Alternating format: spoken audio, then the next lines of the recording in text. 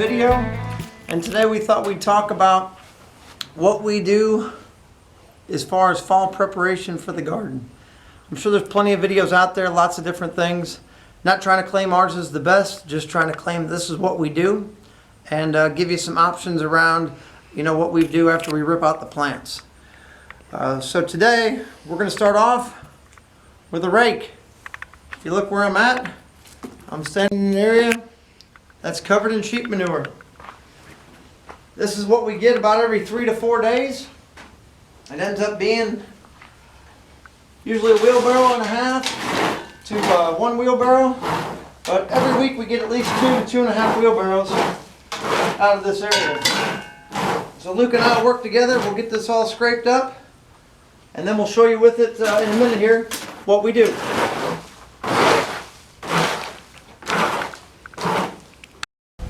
Okay, so what we've got here is this is where we put most of our tomatoes this year and some peppers. Next year we're probably planning on planting most of our cool weather crops here. But you can see what we've done is we've already done it over here to the right. You can see we've already laid down manure. We recently got some rain, which was definitely well needed. And then in this area here, so far we've laid down this. This is already 2 wheelbarrows. I guess the sheep have been doing a full-time job back there for us, because we've got a little bit more here. And so what we're trying to do is we're just going to spread it out. And we just spread it out and kind of go from there. We're looking for probably about an inch thick or so. No real scientific piece here, so we just spread it all out. And we're just looking for good coverage.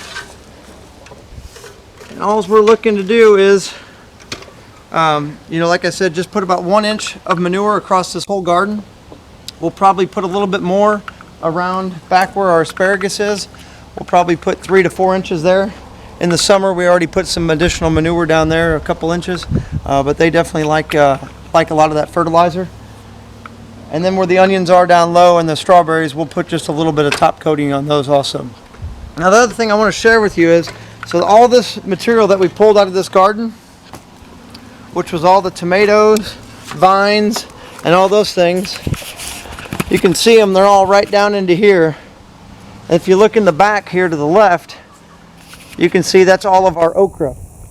And when we pulled all that stuff out, there was still small tomatoes on it, small pieces of okra, all the leaves, everything were all intact.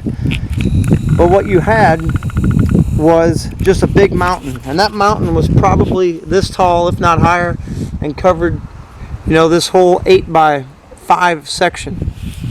The chickens over the last 2 weeks have taken this, picked all the leaves off of it, started matting it down, and you constantly see them on top of it picking and just trying to break it down. I don't think they're trying to break it down, but I think they're trying to get inside those inside the big stems, so that way they can figure out if there's any food in there.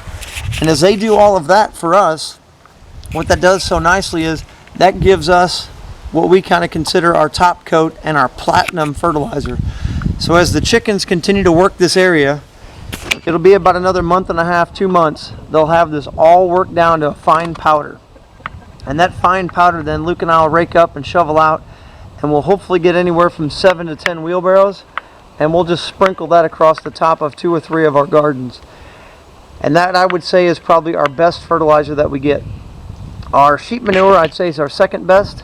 Really good fertilizer. You can put it on, with no issues. You can put it right on because it's a cool manure, so you don't have to worry about that. But the one problem with that sheep manure is it does get a little bit of seeds in it, specifically like a watergrass type seed.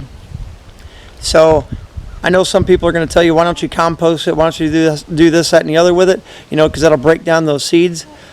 Well, Luke and I have looked at it. Based on the amount of seeds that actually come through versus the amount of extra work it would be to turn the compost pile, because we don't have a tractor with a bucket, we've decided it's easier. Once you scoop it up, just go apply it where you need it. And then it makes life a little bit easier, so you don't have to constantly handle it. So, but in this case, we're allowing the chickens to handle all of our waste, and they are actually composting it for us. They're doing a phenomenal job. So The only other manure we get here on the homestead is actually cow manure, and we have a little bit of cow manure, mainly for when we're milking the cow. But overall, that pretty much just stays out in the pasture where it's at.